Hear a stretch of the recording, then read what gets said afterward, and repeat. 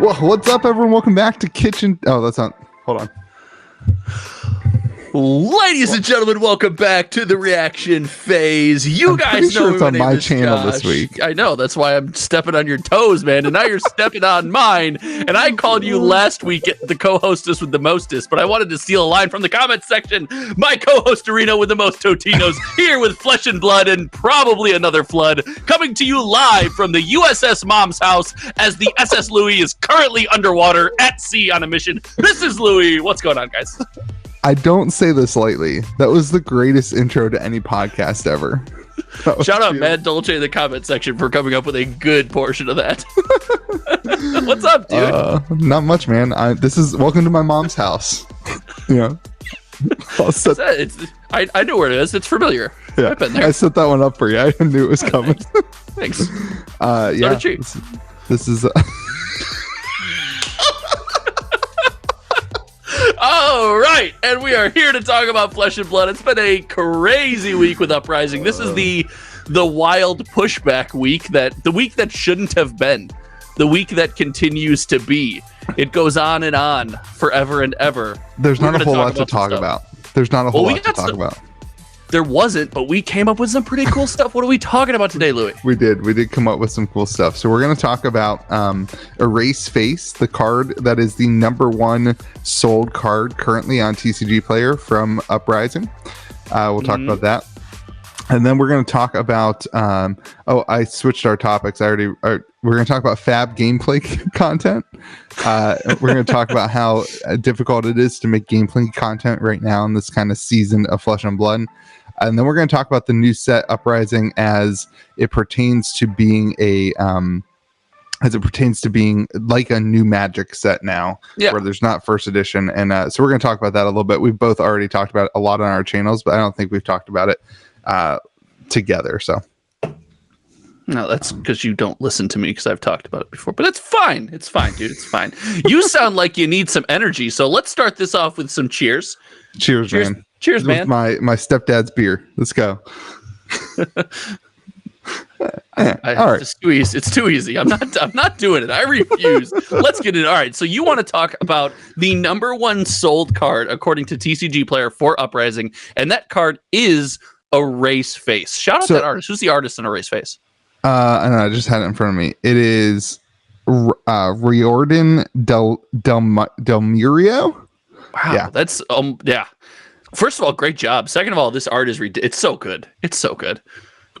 So how I'm coming up with that this is the #1 sold card is on TCG Player, and I don't know if this is 1,000,000% accurate, but what people have told me is that if you sort by relevance or best selling, it kind of gives you your #1 selling card. And Erase Face is the #1 selling card so far in this set for Uprising. So pre-release. Obviously we haven't, most people don't even have the cards in hand yet, but this is the #1 selling card ahead of all the legendaries, ahead of all that stuff, which I get it. That could be because of the price of the legendaries and stuff. Sure. But regardless, this card has a lot of interest in it. And I'm curious to hear from you. Does this card really have the beans? Okay. Does it really have the beans to be the #1 card of the set? As the co-host of this, the former co-host of this channel, John and I used to say, when we would discuss cards, we discuss deck ideas, we like, is this Arby's? Does it have the meats? Can it get there? Is this Arby's? Were you guys sponsored by Arby's? No, we were sponsored by nobody. We were sponsored by his mom one time when she brought us lunch. It was very nice of her. She's a wonderful lady. Full circle. Now we're sponsored by my mom. You know? Dude, mom's for the win. As far as this card goes, I know there's a lot of people high in it, and there's a lot of situational board states where this card can just be ridiculous. So with the right setup and in the right matchup, this is an extremely good card. It turns off a lot of what's going on in this back and forth interaction. We should read it. Let's read it first. So this is what the card does. This is what the card does. I had it up in front of me. Here it is. It's a race face says when a race face hits a hero. I'm in the middle. I started this. Let me finish it. Oh. It's a 2-cost generic attack action, which is important because it's generic, and that's why it's getting so much interaction. It costs 2. It's a red pitch. When it hits a hero, cards and tokens they own lose all class and talent types until the end of their next turn, and it is a 6 damage card. It also blocks for 2, so Josh hates it because it doesn't block for 3. I don't like that it blocks for 2, especially in matchups where blocking and turning off a lot of these hit effects is going to be important. But let's get down to the kind of the crux of the matter. Is this card is definitely matchup specific, and it's going to depend on how the meta shakes up. So in my opinion, it's going to be great if you can get your hands on a play set of these. If you're a constructed player, a blitz player, whatever a play set to you is, I would say make sure to do it, because there's a situation where the meta shakes up and draconic actions or earth actions or ice card or things like that become so relevant that you might need this card to turn the tide in a given game. It might be a staple, much like Command and Conquer was pre-Crown of Seeds. And I think that's what a lot of people that are high specking on this card or trying to pick up their play sets are saying.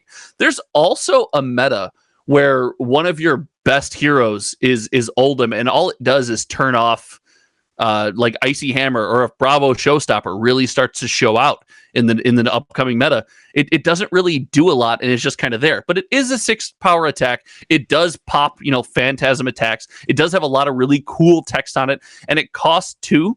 Which so a lot of these buffs, pummel off a Tunic counter, Earthlore Surge, and some of these, Oldhim or Earthbriar style decks are viable. So there's a lot you can do with this card. It's a really neat card, but I got to tell you personally, I want to see how things shake out first. So right now I'm kind of low on the card. To me, when I saw it, I think I even said this when I was doing my spoiler videos. It seems like a sideboard card. It doesn't seem like a main deck. That kind of like Command and Conquer was a main deck staple, and at the time in every single deck. Like I mean, good portion of them. Yeah, you almost had to play it. Yeah. I think the card pool in Fab now is so much wider that this doesn't slot in everywhere. But I do think like there will be certain matchups where this is like required. 100%. I mean, if you're the Draconic Illusionist, Dramai, like this is going to be an auto include. It plays against the Phantasm. It plays, to what you want to be doing against that. But it's not an auto include in every deck, which makes it weird. So it feels like a good card if you're able to pull it off into both Draconic heroes. It's a good card in both those matchups. It turns off, your quote unquote Draconic chain links and Fae. Even an Icelander, turning off things that are blue ice cards, right? Turning off the fact that they're ice, not making Frostbite tokens, turns off, maybe a good amount of what she wants to do. So it turns off Fusion as well on her turn, right? So you can't reveal an ice card because that ice card is no longer an ice card. So there's a lot of things with this card that means it could be a staple. But things like this are what we were talking about with Uprising. So like if you don't play Draconic Illusionist and you don't play, or if you don't play Phi, or if you don't play Icelander, why are you buying Uprising? This card does a lot of work to get some people there. It's cards like this. Like, is that all you got, right? Things like that are going to do a lot of work to get people into these boxes and get them into this product. So I want to see a meta where this card is really, really good and not just like right time, right situation, perfect hand, perfect draw good. But I don't know if we're there yet. And it doesn't do a ton against what I think the best deck in the format's going to be. What do you think the best deck in the format's going to be? I think it's got to be Oldhim. I think Oldhim's just got to be the best deck in the format. The value pile that Oldhim gets to play it feels absurd at times, and like everything else, it's vulnerable to drawing an overly excruciating bad hand, but definitely less so with things like Crown of Seeds and things like an efficient weapon, a power that can really turn off a lot of what aggro decks like to do. I think Oldhim's the best deck in the format, but I got a surprise number 2 pick that I'm doing a video about that I can't leak yet. Come on. Give him the alpha. I can't. Come on. Nope. Don't do that. I hate it when content creators hold back stuff. Good. Good. You're such a wuss. Good. Watch the video. Hate it then too. Dislike it. I won't comment watch for the algorithm. You're such a wuss. So, but if this, what does this okay. do for you for Uprising? The fact that people are looking for this card. I look at this card and I ask my question, like, it's selling for $30 right now, and this isn't like pre-sale prices where you look on TCG Player and there's no sold listings. There were 3 cards sold today for $29, right? So I just asked myself, is this really a card that's going to see that much demand in the set? I think the card's beautiful. I think the artwork's super cool. So good. I think Flesh and Blood's in a weird spot where it's really hard to create a new staple. The talent system has made things go so wide that it's really hard to create a new staple for the game that replaces Command and Conquer, that replaces, we've even seen E-Strike kind of fall to the wayside quite a bit, right? Like, a little bit, yeah. You've seen Command and Conquer even kind of fall to the wayside a little bit with the wide card pool. So I'm not sure that we see a staple card that warrants the super expensive pricing that, $30 card, that's no joke. There's not a $30 card in Tales of Aria. Channel Lake Frigid is a $22 card, right? Like, that's the only one. And so it's interesting. We hit on something with the talent system that I don't want to gloss over too. The talent system more recently, Tales of Aria and upward, have brought us reasons to want to play multiple of a talented card in a turn, whether it's fusion, whether it's the number of draconic chain links you control, things of that nature. You're rewarded for leaning. You're rewarded for leaning more into your talents, and you're punished on a turn where you need one more talented card and you draw a race face. So while it might be maybe shutting off what your opponent wants to do, you have to mortgage that against, is your strategy just not, would you rather just do what you want to do rather than drawing a race face? So you're right. I think you hit on something huge there. It is definitely tougher now to make a generic staple, but cards like Sink Below, cards like Fate Foreseen, right? And I think the other one, Is That All You Got, is going to be a good card. I don't know if it's going to be as staple-ish as the 2 I previously mentioned, but those are going to see run. But I'm trying to filter through all the generic cards while we're talking. That's if you're like, are you on your phone? That's what I'm trying. Oh no, I'm trying to hide it. I figured you were just bored of my take, but I was wondering, do you think then it's going to be hard? We've talked about carrying a set. We've talked about the reason for people who don't play these heroes to buy a set. Is it going to be tough to design a set that includes 1 or 2 cards that makes people get into the set? Because that's what I think Erase Face has a chance of doing. I think Erase Face has the best chance of doing it in a long time. So this is why I was pulling this up. If you look at the most relevant cards, the best selling cards, and you filter that out to just generic. Oh, I'm looking at them, baby.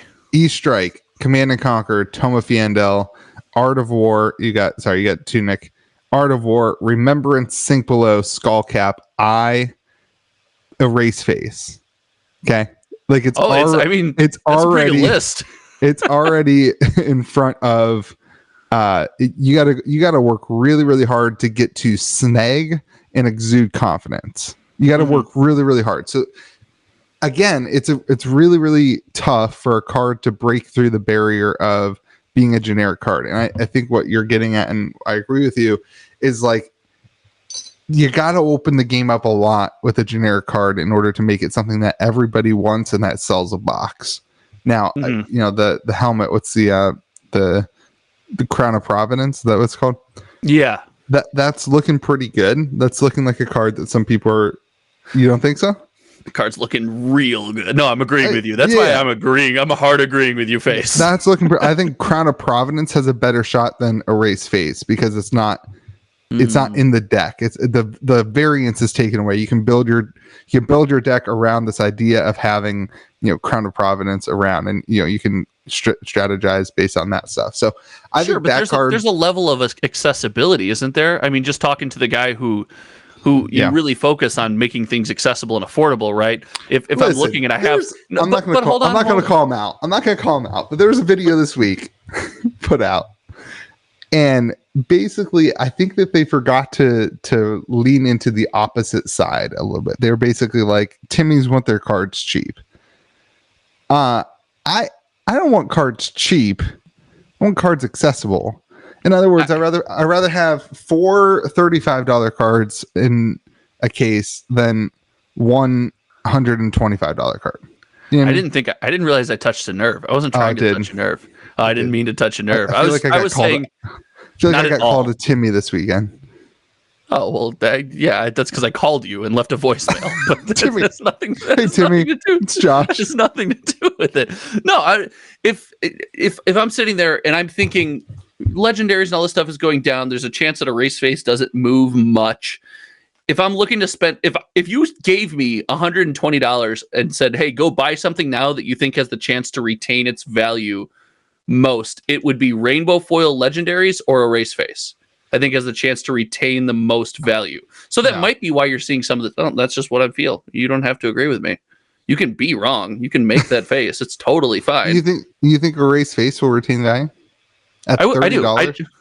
No, but I think everything's going to drop in value. I think we're going to see the least percentage drop in value from things like a race face. I think your Crown of Providence, you're going to see more percentage drop in value over the actual release of the product.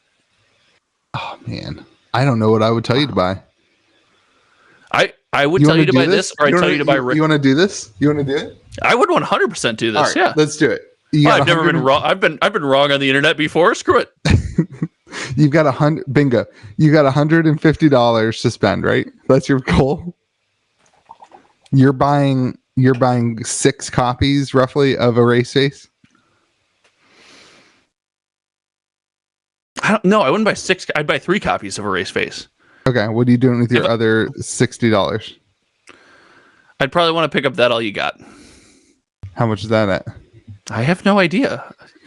Unlike you, I'm not on my phone. I'm trying to make content for people. All right, so you're taking a race face. I'm taking a race face, and I'm taking Is That All You Got?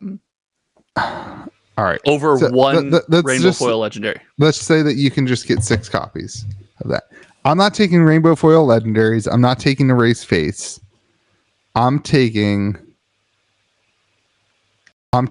cold foil Marvel, Phoenix Flame, with 2. I can get the Phoenix Flame and I can get the the Ash token, the Aether Ashwing Ash token. So and this is a good point of conversation, I think. This is the pivot, right? I'm saying Flesh and Blood is going to continue what it's done for the last at least 2 sets and be this game that the price, the Majestics and stuff is not based on which ones are foil. It's not based on the pull rates. It's based on staples. It's based on the ones that people are putting 3 of in their deck, and they're going to what LSS centers as the main thing. Keep the main thing, and that's playing Flesh and Blood at these big events, right? You're postulating that there's an opportunity for collectors to jump back into our game and get some value? Are you saying there's value? Oh. You're putting words. You're projecting and putting words into my mouth. I have no idea what you're saying. Your two cards have a very, very high likelihood based on Monarch and Tail. Are there even any generic? Yeah, I was about to say, go ahead and make that statement. Based on Monarch and Everfest, your cards have a very high likelihood of being like $5 to $1. And my likelihood of my cards being like $20 or $30 is higher, in my opinion. What's Swarming Gloomveil right now? How much is Swarming Gloomveil? That's on a generic card, and it's $15. Okay, and it was going for 17 to 20, and this is after a ban. Yeah, that's true. Cards still good. Good Majestics are good. Good Majestics are good Majestics, even when more available than these other cards. So here's my take. Here's my take. The artwork in this set is so good that it's going to make people want to foil out their decks. And get DQ'd. And Dramai is already like Illusionist, which we already have that history of like blinging out your deck. But the fire and the flamey stuff, people are going to look good. Yeah, people are going to want to foil that out. That's my hot take. You're going to see people blinging out their deck for those things. So my hot take is that Captain's Market is going to start DQing people for foiled curl cards. 100%. Oh, no, I will never do that. I'm very against that call. I'm very against that call. Nope, you're going to do it. There's not even, you know what? I'm getting into it. We didn't do this. We didn't do this. You're tricking people into foiling out their decks. we didn't Doing do it. this, but that was the worst. That was the most frustrating thing in the world because there wasn't an alternative for that guy to put in his deck. And there were some other people talking about it's your responsibility to know what's in your deck and whatever. And like, there's nothing he could do. There's not another card. There's Like, not another I have Aphedia. There's not another. Now there is. There's a black border that's non-foil right. in the. Is it non-foil? I thought there was an opportunity it was foil. I actually don't know. Yeah, I haven't seen it, but that would be crazy. How cool if there's a German black border foil I have Aphedia. How hot is that card going to be? That card's going to be. I think so even cool. like the non-foil one. If there's I'll tell you. I'm taking my $150. You know what I'm doing? I'm getting a non-foil. I want a box. I want a box of history pack from Germany. I listened to the professor too much. I'm buying singles and I want the box. You take the box. I'll take the singles. Yeah. Anyway, Erase Face is going to be super interesting to watch. It'll be. Are we going to play, Matt? Do we get an Erase Face play? Oh, I hope so. Do we get an Erase? So no. cool. No. I don't want to hear what you hope. Do we? You put me in the spot earlier. Do we get an Erase Face play, Matt? No. Oh, I think we totally do. Worlds is right around the corner. Like, that's not a Worlds play, Matt. Oh, I think it. I know. Maybe. Maybe at the what's it called? The prize table. Yeah, maybe. That would be such a cool playmat. There's a couple cards in the set that just make ridiculous playmats. And that's the problem. There's so many good artwork in the set. It's like it's so good. That's the problem. The art is too good. All right, I want to hear you whine and complain about how hard Fab gameplay content is. And while you do so, I would just like to remind you that I have been continuously making Fab market updates that look like this for 6 months now. So tell me why your job's so hard. That was a really volatile transition. I know. Do you want to talk about it? No, it just came to me. It was just good. So, you dissed my mom. I think you said something about my stepdad and like a whisper. Like, I don't know, man. First of all, don't talk about me like that. Second of all, I think we're in a really interesting spot with gameplay content. And while we were talking about Uprising, this topic came up before us or between you and I just we kind of shut it down and said, let's just talk about it on the podcast.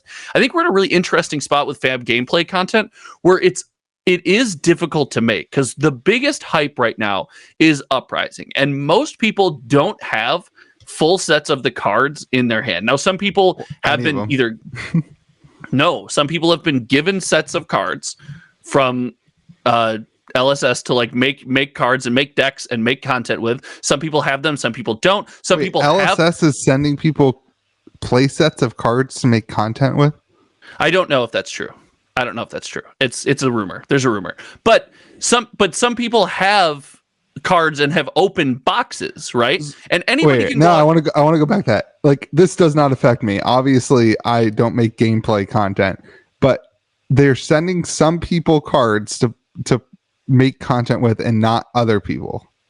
I think the second thing you just said is incorrect. I think some people asked and got the approval, which is just good, right? And then other people didn't ask, right? So I think that's the scenario. But what I'm getting at here is we're in a scenario where some people have, whether it's product or cards or whatever it might be, you have all this stuff, right? And you want to make gameplay content. And we agree, gameplay content shot in person, not on TTS, having a conversation, going over with good visuals of the card is the best gameplay content. Well, right now, there's not great access to that. The backup to that is Tabletop Simulator, which... I was just going to disagree with you because of that. On a visually appealing scale, Tabletop Simulator, not the best. You have to have a new skill set where it comes to controlling Tabletop Simulator, and that's fine that you have to have a new skill set, but even when you're great at it, it doesn't have the same feel, right? It's not the same interaction. You're not sitting across from your opponent, and the game is talked about. We don't want a digital client. In the flesh and blood, so it doesn't count. Well, the game doesn't feel, that's not what the community strives after, because that's a core that our game is built upon. Right. So even through Tabletop Simulator, we're like, you know what? I'm going to push through it and I'm going to have the most engaging conversation. Most people are focused on limited gameplay right now, which adds a new wrinkle. Limited gameplay when it comes to content. If it's a sealed pool, it's showing off each pack of the seal pool, why I'm building, what I'm picking. If it's a draft, it's a visual of each pack that I'm getting and what I'm picking here. So and then the game. So gameplay content is in a weird spot where you can't just like get together and jam games right now and theorize these decks and put them up for people to see. It feels really low energy. And I'm wondering, do you think that's affecting kind of the community's weight for Uprising? I think there's like an extra tingle in the air because of that. I don't. Really? No, I feel like there is. I think like, I don't know. I think, so my favorite Magic gameplay content for Magic the Gathering is, in case you were like, what's Magic? Whatever. My favorite Magic the Gathering gameplay content is draft archetype videos. That's like probably the only. Oh, look at that! You got a $5 box there. That's incredible. Draft. What are draft archetype videos? What is that? Like videos where they go through and they say, "Hey, if you're drafting, if you're drafting New Capenna, here are the 8 archetypes that you can draft," and that okay. I would look at that as like a draft over, like a limited set overview is what I look at it as. Okay. And I think I have never once looked up.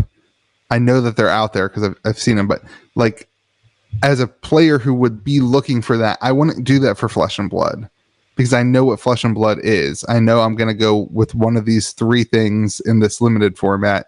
And the only real question is like what generics might sway me left or right. You know what I mean? Like, am I wrong? Tell me why I'm wrong. Because that's like an honest feeling that I have about the game. I haven't had the chance to play much Uprising Limited, much Uprising Draft. So that statement might be correct for Uprising. I know it wasn't true for Tales. I know that. It wasn't true for Tales, but I guess you had it was like a dual talent system. It was like every hero had 2 talents basically. Right. And then even in Welcome to Wraith, it felt like, again, you could build like a more defensive focused version of a deck or something. But we already talked about this. The generics were so much more important in that. Right. So I mean, you could be correct. Maybe it's in the ballpark. I'm genuinely just curious because I don't do that. That's not my game. You know what I mean? Like that's not my game. No, that's fine. It's in the ballpark. And I guess I'll be on Front Street here. I'm not the biggest lover of Limited. Like I play it, I like it. I like it. I like the experience, but I like to play with my toys, right? And sooner or later, when you play limited for like a month and a half, 2 months, you start to have these piles of cards just like on your desk, and you're like, I just throw them in the trash. I do. Well, we can't all podcast from the glorious castle that is our mom's house. So okay, look at you, Captain. No, like I take the Majestics or the Mythics for Magic. I take the expensive cards out. I don't use sleeves when I draft either. That's ridiculous. I don't either. Actually, just to annoy people. I do it just to annoy my playgroup. People are like putting sleeves on. I'm like, guys, like your deck's worth like $2. I double sleeved a Streets of New Capenna pre-release deck for the lulz. I double sleeved it just because it was hilarious. Occasionally, I'll do it in Magic if like the lands from the land station are all like crappy, because then you have to. But if people were asking me like, "How many cards are you running?" I'm like, "It's 40." It's double sleeves. No, what were we talking about? I don't know. We were talking about drafting. So I think, I think that I think that's gonna be really interesting. I think for gameplay, like you've got the pre-con decks. I'd like to see some people do some how to play pre-con deck things. I should probably continue my series that they took some wind down of my sails on, but like that kind of thing. Your upgrade videos, that's good stuff. Like I'll be doing the Blitz deck budget upgrades where it's like give the Blitz deck in $25 and stuff like that, which apparently you can't get a race face. Well, so like this is the other thing again. Like, when talent systems came out, when Monarch was released, I remember vividly a conversation I had with somebody, which was like, it's going to make the game very one directional. That you're not going to have this like massive like when I play, and the only thing I can compare it to is Magic, because that's the only thing I've played. But when I play Magic, like my favorite color in Magic is green. So like I tend to gravitate towards green, but I can draft green and I can, float into here or there or the other thing based on what the set is, whatever. And in Flesh and Blood, I feel like you're kind of hammered into like, this is your class and this is where you're going. And that kind of dictates what your budget upgrade videos look like. It's hard to be like, hey, here's a really creative gameplay content that's going to be that's really engaging, and here's how to upgrade your deck, when there's like maybe a card pool of 10 cards that really makes sense to make content on. Like it's just not as big of a thing. It's just different. It's different. I'm not saying it's worse or bad, or it's just different. It makes it hard to evaluate. It's different, and if you do like the budget upgrade series, for example, it's tough because you always want to keep the theme. It's focused around people, picking up the blitz decks, and they've played it, and now they're ready to they're like, well, I want to build a better deck than this blitz deck, right? But it's also focused around those people that like, I'm still kind of 1 foot in the water, 1 foot on the sand here, right? I'm learning to play. I'm enjoying Flesh and Blood, but now me and my buddy have decks. We want to both increase our power level. So we try to keep it like on that theme. You're playing the Dromai Blitz deck because you've liked that theme. You've liked to play Dromai. So I try to keep it like focused on that instead of saying, hey, instead of including these 2 cool Majestics and all these rares that stay on theme, I was like, we could blow away your deck and essentially build a new commoner deck for this that's completely different theme. Like you could do that. But again, now you're back in that archetype conversation where the deck now feels different. And if you fell in love with this game and this deck that does a thing, and then I tell you to upgrade it for money and it now does a completely different thing, you're like, oh, I hate this.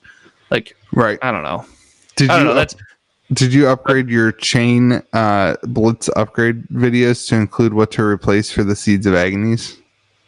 No, and the budget upgrade videos are always tough because we want to do them right. It's pretty. I keep saying we. I do them pretty close to.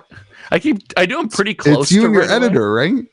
Yeah. The editor that I'm paying, which is also me. It's me when I'm in a worse mood. It's my alter ego. I want to do them soon enough to get the decks into people's hands so they have them in like the first couple weeks after they've released. Now they want to upgrade them, so I tried to drop them then when they're relevant. But also, prices keep fluctuating through then. And often, like in Tales of Aria, prices fluctuated, and then we saw the Tales of Aria Unlimited. We released the budget upgrades, then we saw the price really fluctuate with Unlimited coming out and everything, all the Majestics being like free, and my budget upgrades no longer held water. Yeah. Like it was like the $2 sink below that I wanted to include that I couldn't anymore. I'm like, oh, I could have thrown in a play set. Like I could have done all that. So it's a touchy subject, but it leans into the statement. Fab gameplay content right now is in a weird spot. It's weird. Well, the game's still so new too, and I think that needs to be said. The game is very new in terms of content creators and what's happening, and it's going to take there's some incredible content creators out there that are doing really, really great stuff, you included, but it also takes the content creators learning how to edit and how to put, to display things. I thought that some of the stuff that was done for the classic battles was really good, but it was also a little bit too like high level. It just, the gameplay was too fast. It didn't really like help a new player like really learn how to play. They were just like playing the game. And so there's like all that stuff that content creators have to learn that doesn't come naturally to everyone all at once. So it just takes time too. There's also a narration aspect of it that I've found is really beneficial, because most of the time when you're playing these games, a line or a play or a board state or a situation is super clear to you because you're in the moment. Often when someone's watching your video or someone's consuming Flesh and Blood content, they don't have their full staring eyes on the board state at all. There's a chance they miss something. There's a chance they don't follow something. So there's a narration aspect for your plays for the games. There's a back and forth. You have to have a good play partner. Like there's a lot of this that has to go right to get good gameplay content. And the content creators out there that are doing it are very impressive, and they're doing a really good job. I still attest it's in a weird spot, especially when the best way to do this is with a digital client. Bingo. I was just going to say, and the reason that Tabletop Simulator is so much better to use than in Flesh and Blood and in person is because every time you do it in Flesh and Blood, you have to edit. It takes hours to edit those gameplay videos. And if you do it on Tabletop, well, it should take you hours to edit the gameplay videos. If you're putting in graphics of cards and whatever, but if you do it on Tabletop Simulator, you can hit, your alt whatever key, it is, alt card. key, and show the card for everybody to see, and it makes it so much easier. So yeah, I do think other games have a leg up on gameplay content as a result of having the graphical interface. Yes, it is. Yes, it is better to play across from somebody, and that is a more interesting thing in real life. But when you get to gameplay content, it's just different. It's completely. It's such a more challenging approach to create content in real life than it is on a digital client. It 100% is. I mean, and I got this question this week on an MTG Arena gameplay video. Someone's like, "Do you think Fab is making a mistake not having a digital client?" And while we talk about this, I don't think it's a mistake right now because of the size of the game, the size of the community, and kind of their goal and their vision. I don't know if the community wallets could support both, right? I think the community wallet, it would have to be a digital content that feels very free or very low cost. No comment. Okay. Thank you. You weren't at a deposition, but I appreciate the cough. No, I think, man, here's my issue with Fab not having an online client is that their competition is going to have online clients. I get it. You want to be a game that's played in the Flesh and Blood. You can still be a game that's played in the Flesh and Blood and have an online client. Those things can both coexist. You cannot. I know other games are doing this. I can't share what games. I know other games are doing this. They are making online clients, and their online clients are going to be free. Kind of like Pokemon. Pokemon online clients are free. You get cards in your pack. You scan your code. You get to play the game online. It's a great teaching tool. It's a great way to learn how to play the game. Now, does Pokemon? I don't mean to interrupt. Does Pokemon replicate the cards that you open in the pack via the code? So every because that is interesting. Do we agree on that? If the Flesh and Blood code in that pack replicated every card that you opened in that pack, so that way your collection was replicated. I have no clue if that's possible, but if it is, that would be really cool. Yeah, something to do with the algorithm of sorting cards. I don't think that's the way it works. I don't know. That would be definitely a tall order. I'm not. Yeah, I know. Logistically, this couldn't happen. This is not a Flesh and Blood dig. Card of Monday can't even figure out how to sort the cards correctly. I doubt they can get them onto a Is this the tops conversation? Is this the? Disaster. But I think the problem is that you're going to see everyone's like, can't we get Flesh and Blood on Twitch? Why? There's not an online client. There's not there's not something for them to be it makes sense. It's not an easy thing to start streaming. It's not a game that's going to be wide to 100,000 people. It's 25, 30, 40 content creators that are making content for a game. Why would Twitch do that? And that limits the amount of people that can then learn how to play a game. And so I'm super big proponent. I have a local game store. I make my money based on people playing the game in person. But an online client, in my opinion, my humble opinion that doesn't matter, an online client would allow more people to hop into the game to learn how to play and then go to the local game store to play in the Flesh and Blood. So, and it would make better content. Sure. We're knee deep on this. And I don't know. We're knee deep on this. I don't want to go too far. What does that even mean? Neck deep? Wow. I mean, yes, both are sayings. I went with knee deep because I don't think we're neck deep. We haven't spent the whole episode on this, but okay. My neck's a lot farther from the ground than yours. So what? All right, let's move on. All right. Digital client, maybe not. Wow. I like a digital client, Magic the Gathering Arena. I'm going to stand by. I don't want a digital client right now. I like zigging when other people are zagging. I do. I'm not saying we need a Magic or digital client right now. In fact, I'll go ahead and say I don't think Flesh and Blood ever will have a digital client. I don't think it will either. I'm with you. Maybe that's the best direction.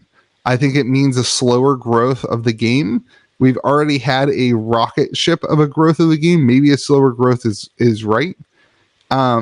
Like I don't think that we ever see it happening. It's not in LSS's vision or game plan or whatever. There are consequences and pros to that. The consequence of that in the topic of this conversation is that gameplay footage struggles. It's harder now to make gameplay footage, and it's harder to teach the game to somebody to play on the internet because you are a game to be played in person. So right. All right. Like a Magic set. So this set, Uprising, in our opinion, and we shared this in a million places. Apparently, we've talked about it on the podcast, I don't know, whatever, but is going to be like a Magic set. In other words, I hear people saying, my entire country is sold out of booster boxes, and it's impossible to get them anywhere. This set's going to the moon. I think that's silly. Like I think we even heard that from James White that we're gonna get waves of this product. My planet is sold out of flesh and blood. I'm hoarding every box that I get. Like we're gonna get waves of this product, and that's a good thing. It's a good thing. If LGSs are sold out of this product a week before release and they aren't getting any more product, like that's not going to work. Then why would the LGS continue to carry the game? Because there's nothing else for them to buy that's selling. Like, I'm going to steal a take from my favorite content creator of all time. It's you. And it's good if game stores can have current Flesh and Blood sets on their shelves at all times. That is a good thing. It's good if people can walk into a game store and see Flesh and Blood available for purchase at a normal TCG price. That is health. That is wealth. That is just growth, in my opinion. And I'll add on top of that, it's good if LGSs are able to continue to order it from distribution so they don't have to have this like magical bank of money that people think exists for LGSs to sit on 10 cases, 20, 30 cases of product to have on their shelf for the next 6 months. It would be much better if it would be much more for the local game store if distributors took on that risk and they had the boxes in their warehouse and an LGS could order it weekly or bi-weekly or every month in order to restock their shelves. That's how distribution for most other businesses works. For Magic, I know that for the next 2 months, I'm not going to go out and try to get 800 boxes of Dominaria United next month when Dominaria comes out, because I know that my pre-release and that my people for the first month will only buy through 24 boxes. So I'm going to ask for 24 boxes. I'm going to sell those. And then I know that at the end of the month, there's going to be more Magic product that I can get from my shelf. So I'm not going to take my capital and take the risk and pump it all into Dominaria. And then when the set tanks to zero, now I have boxes that nobody wants. It's better if the LGS doesn't have to take that risk and if the distributor gets to take that risk. And this is what brings us podcast value, because you have that perspective. And that's something I wouldn't have considered, because I called Pete over at MinMax about this. And I said, hey, what's the box situation? What's the distributor order situation like? And what's that going to look like? And my statement to him was, I never want someone to come into your store and be like, hey, I want Uprising. And then Pete to look him in the face and say, you can't get Uprising.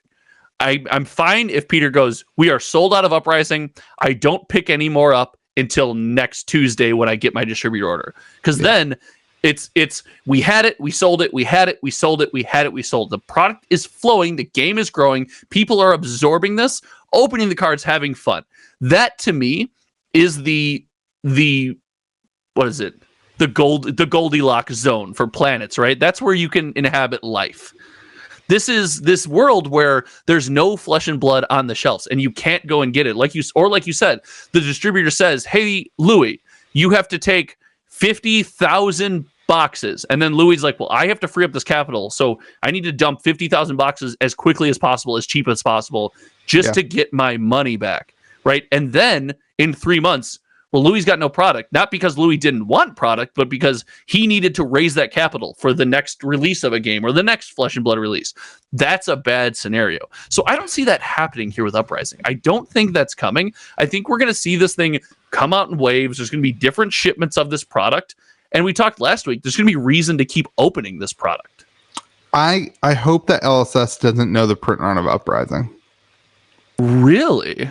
Yeah, like that's a weird statement from you. Why? Because why should they? They don't know the demand. LSS doesn't know the demand of Flesh and Blood yet. Nobody does. Why? Can I just say print to demand to make this podcast go to the moon?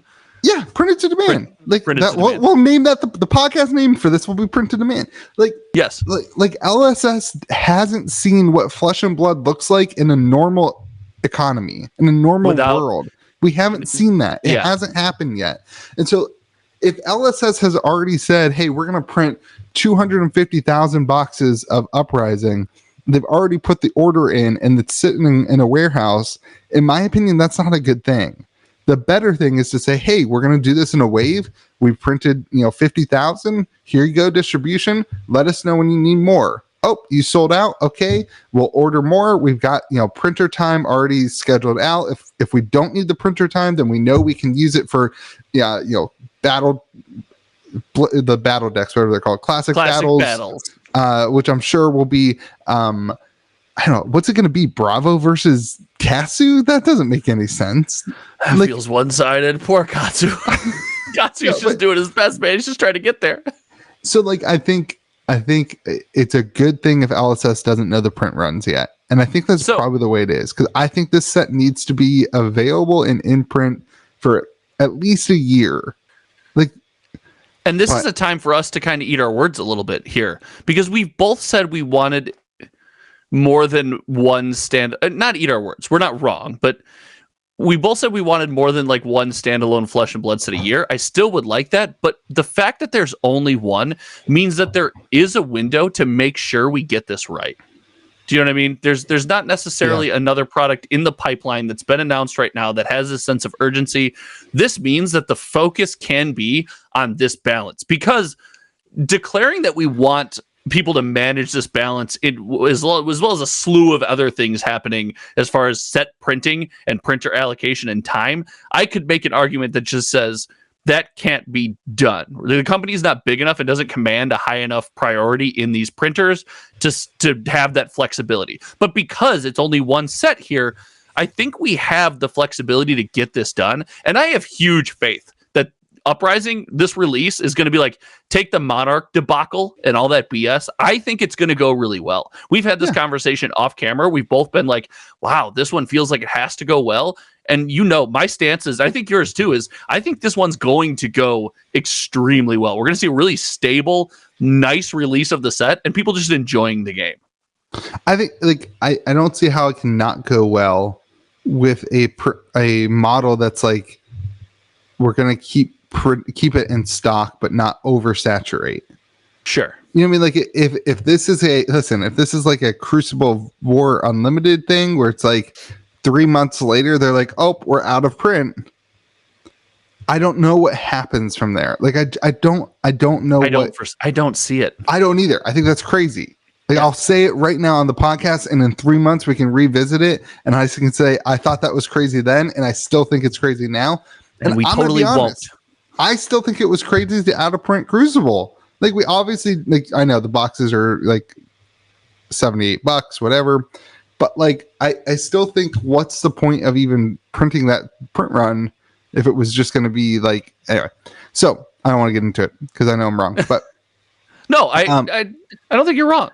I think the idea of this being a first edition, to the moon type thing, if that's your attitude, I honestly think you need to find a new game to invest your money in and to go and to do content on and to be all about. If that is what you want, is a game that's in the next 6 months you're just going to see these free tendies, this is not the game for you. This is Flesh and Blood is not the game for you. This is going spoiler to be alert, stable games aren't the game for you then. None of the big three that we want Flesh and Blood to beat are the game for you. Then sorry, but that's just I don't mean to interrupt you, but that's just, it's not just Flesh and Blood's not the game for you. Stable TCGs aren't the game for you. Go bet your money on red, on Cannabis, or on black on Dream Books. That's where you can go gamble your money away for the free tendies. Those sound like, are they TCGs?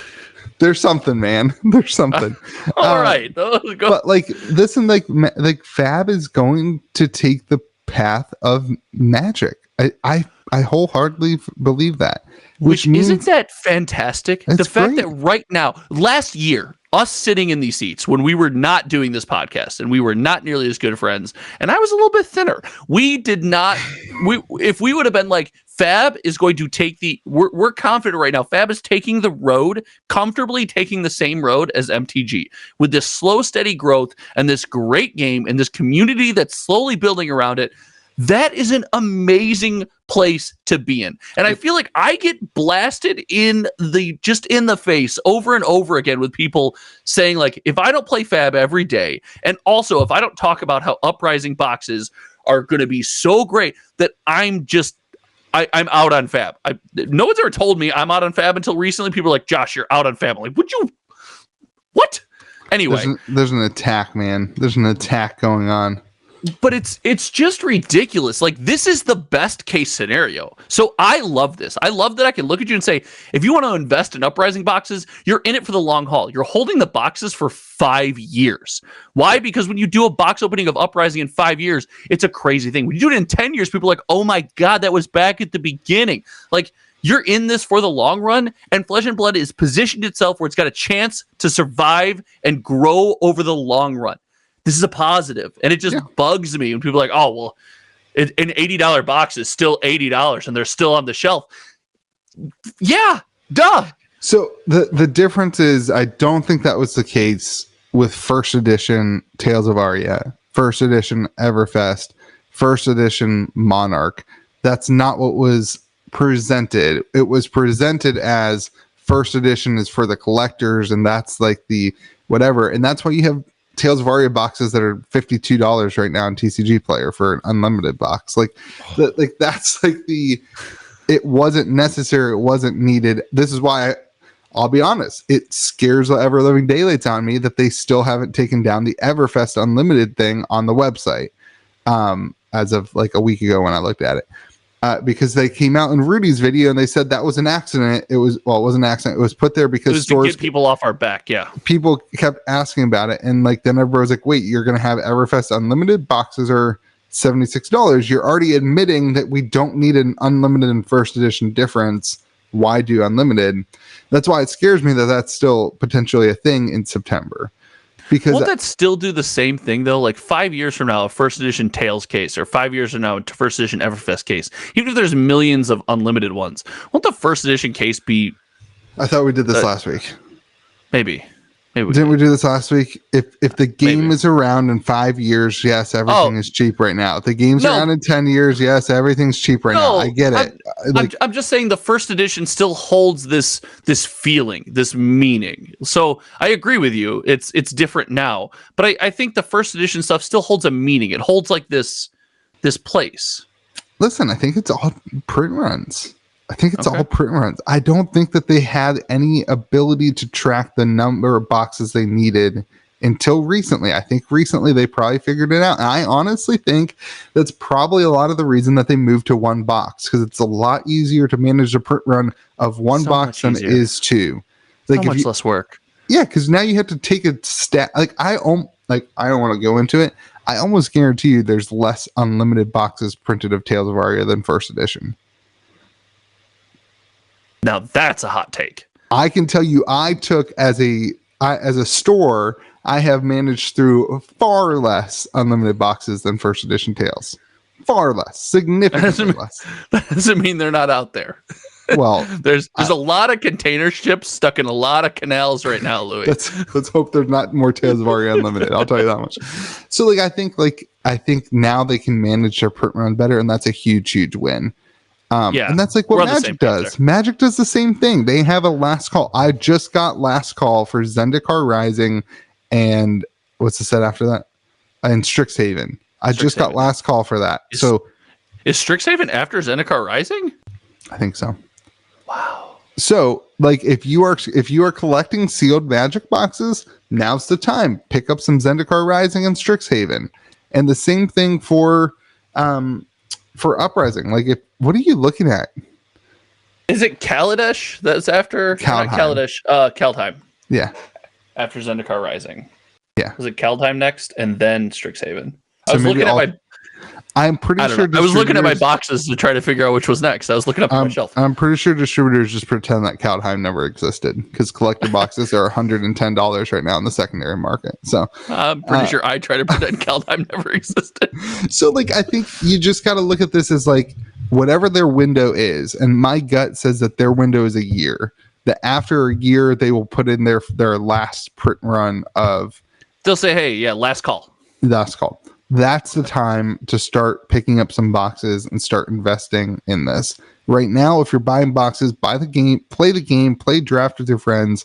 Because honestly, like, if we don't have boxes of this in 2 months, I don't think it works. Like, because as a store, what are you supposed to do? I don't see a world where that happens, because I agree with you. What's the move then? How do you grow the Fab community when a new pool of players, a new pool of people, a new pool of interested parties can't have product? Yeah. We already know history for all the keyboard warriors in the comment section telling us that History Pack Volume 2 is coming out. You're so mean to your comment section on your podcast. It's coming out in 2020. Listen, everyone was saying, Louis, this week I've gotten a lot of, you seem to have lost the passion for Flesh and Blood. And my response has been... We wanted to ask... Somebody said that one of the hosts had like no passion and body language. Who was it? It was 100% me. It was 100% me. Is it because 100%. You make sense and I don't, so I'm animated and I yell? That's our dichotomy. Maybe I just need to move around a lot, because we record the podcast at 10 o'clock at night after I've just gotten my kids to bed and I'm exhausted. It has nothing to do with Flesh and Blood. I am a absolutely exhausted human being who continuously puts out content because I love the game. Like, anyway. I think you love the game, and much like this release, this podcast is going to go and end seamlessly. Louis, you have been awesome today. You've had quite the weekend. Your kitchen was redone. Your house was underwater. Or your kitchen is... My kitchen is still empty. Like, what I mean empty, I mean like our kitchen doesn't have a floor. It doesn't have cabinets. It doesn't have a sink. It has an empty pipe where the dishwasher used to be. I had a call with Mr. Louis, and he explained the process of what it takes to get a cup of water in his house. It's fascinating. You have to go to another house to get a cup of water. Yeah. So now I'm in Ohio. Wait, you're in Ohio? Wait, where Ohio? Where in Ohio? I'm not telling you that. That's top secret information. I'm not doxing myself. You're not. No, I'm not anywhere close to you. Northeast Ohio. I mean, and for the record, those people who are trying to find my address, I'll be home Monday morning. So, like, I'm on my way home when you're listening to the podcast right now. Why would people try to find your address? Do you have like rabid fans? No, but like, what's your channel? What's it like over there at Kitchen Table TCG? That's one of those weird things as like a content creator. You don't want to be like, hey, I'm out of my house right now. Dude, you know what's scary? And he's coming on the podcast is Magic the Gathering historian. He's coming on May the Zoo be with you this week, and it's haunted me since it happened. I was watching one of his live streams once, and somebody found out where he lived, and they like broke into his house while he was live streaming. What? Yeah, terrifying. Would you be willing to put a link to that live stream in this video's description so I could watch it? Because I'll send it to you. I'll send it to you. Terrifying. And ever since I witnessed that, like, I lived it live. Ever since I witnessed that, I've just been like, that's why I try to keep, that's why I got a PO box. First of all, shout out to him for continuing to like just be a content creator. That takes guts, man. Way to go. Stay strong, my friend. We're at an hour. Everyone, remember to react in the right phase. And we'll see you again next video. And remember to be kind. to the people The around puppies you. around you. Who's mean to puppies? Who's mean to people? Man, that's Me. Go read your, when I go talk read, to you. go read your comment section. I can't. I've made magic content. It's too volatile. Oh, are people giving you a hard time for making magic content? Oh, yeah. Really? They're telling me I'm out on Flesh and Blood. Oh, yeah, because, you know, all the professional Flesh and Blood players have never played Magic the Gathering and never go to other tournaments and never play other games. That's ridiculous. Hey, you don't have to defend me, first of all. I will defend you to my death, friend. I can defend myself, Louis. Shut up. All right, guys, we'll see you around. Bye, everyone. Be kind to the people around you and to the content creators you watch. Let me just say something. I will never understand dissing somebody that you watch every day. There was a guy who used to comment on every single one of my videos who like just hated me. The guy hated me. It was my alt account. It's me. And I was like, if you hate my content so much, you know what you should do? Go watch one of the other 4 billion YouTubers who make content. Like, there's a million people out there. Like, if it's bringing you that little joy, then go watch something else. It's not that difficult. It's a button. Just hit the button and go watch somebody else. So, okay, here's what I'll do. I'll make a video on Hometown TCG about how to unsubscribe from Kitchen Table TCG. Don't unsubscribe. No.